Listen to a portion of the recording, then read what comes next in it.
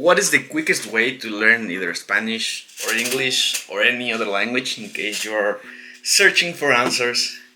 Well, I think that we have it wrong most of the time that we need to know everything about the language, and that's a big lie. Like, the amount of words that a language has goes to the thousands, to the 500,000s. That's in English.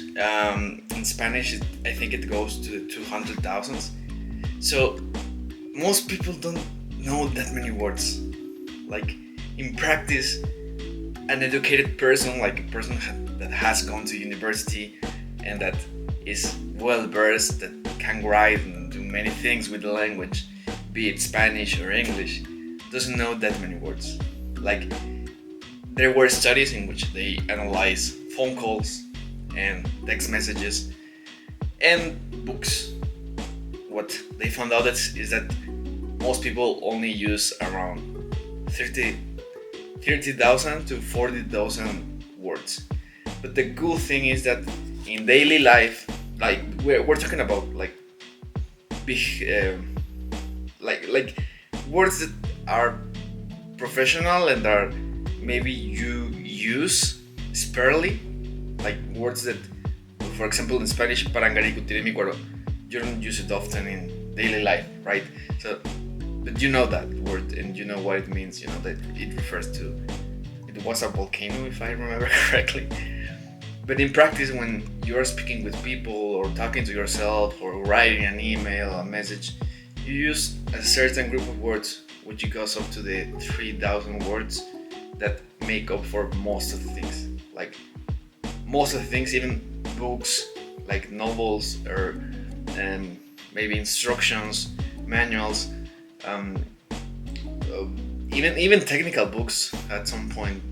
Maybe not science books, but yeah, like if you know those words, you can communicate clearly and understand a lot of things.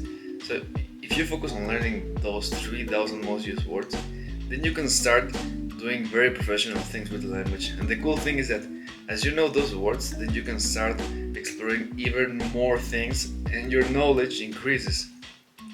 Here something important is the fact that we don't practice when we're trying to learn a language. And in Mexico, it's very common that you go to courses and lessons and you just consume information, but you never get the chance to practice. Like, the only time you kind of practice is when you are reading out loud because of the teacher, or when they put you an activity of introducing yourself to your partner. But you don't fucking care about that, right? So you have to practice with things you like with music you like, sing it, like learn the lyrics, read something you like, a comic. Like, you can get very, very proficient in a language, I mean C1 levels, if you read a comic. Like, I'm not even joking, like, well, not one comic, many comics, if you are into that, right? The thing is that you have to be very conscious about it. Not conscious, but like, put the effort to actually understand what you are trying to do, and knowing that it will be hard at first, but it gets easier along the way.